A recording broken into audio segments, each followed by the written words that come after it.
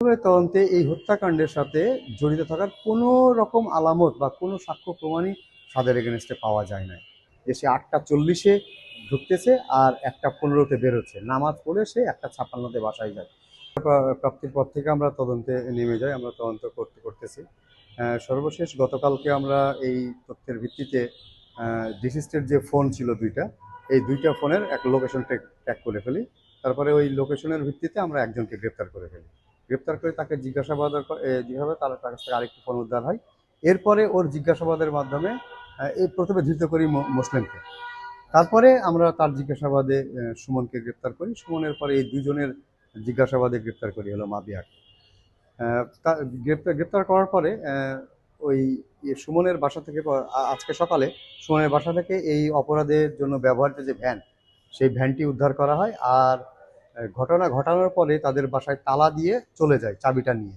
ওই চাবিটা উদ্ধার করা হয় মাবিয়ার বাসার রান্নাঘরের চালের কন্টেনারের ভিতর থেকে।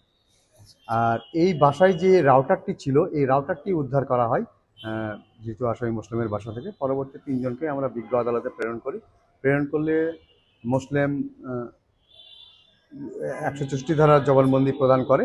আর বাকি 2জনের জন্য আমরা 5 দিনের রিমান্ডের আবেদন প্রেরণ করি। বিজ্ঞ আদালত রিমান্ডের আবেদন পর্যালোচনা করেন। পাশাপাশি উনি আমাদের সাবমিশনটা শুনে সন্তুষ্ট হয়ে তাদের প্রত্যেকের 2 দিন করে রিমান্ডের মঞ্জুর করেন। হ্যাঁ, তাদেরকে আমরা নিয়ে যাচ্ছি জিজ্ঞাসাবাদ।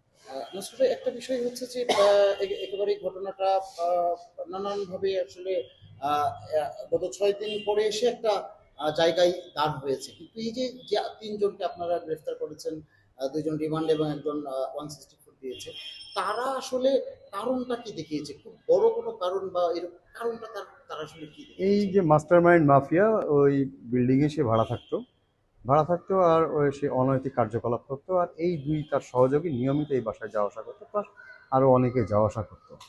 এই জিনিসটা হচ্ছে যে দেখে নেয়, বাসার মালিক যিনি ডিসিজড খুন হয়েছেন ইনি দেখে নেয়।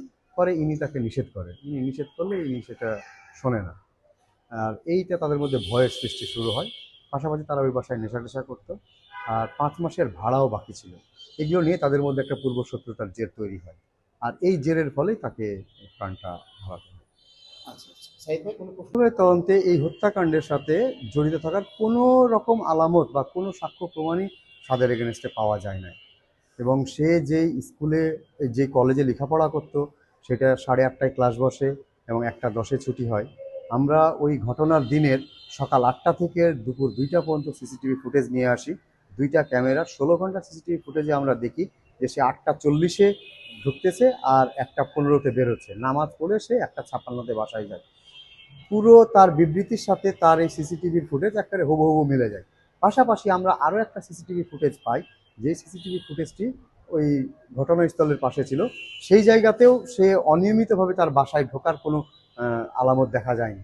সে যথারীতি সময়ে বাসা থেকে বের হয়েছে এবং সে যথাসময়ে নামাজ পড়ে কলেজ ছুটি হওয়ার পরে নামাজ পড়ে সে বাসায় ঢুকেছে।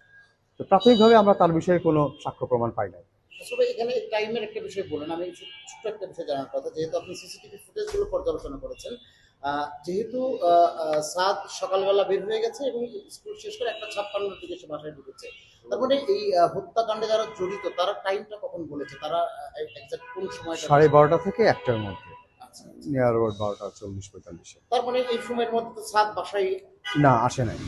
বাসায় আসেনি। জি না, আসে নাই। সে স্কুল থেকে তার ক্যাম্পাস থেকেও বের হয় নাই এবং সে বাসাতে ঢোকার সিসিটিভি ফুটেজ নেই। আরেকটা বিষয় ভাই, সেটা হচ্ছে যে আসামিদের গ্রেফতার করলেন বাকি 3জন, এদের সঙ্গে সাদের কি কোনো কানেকশন আপনারা পেয়েছেন? না, কোনো রকম কানেকশন নেই, কোনো কানেকশন। বা সাথে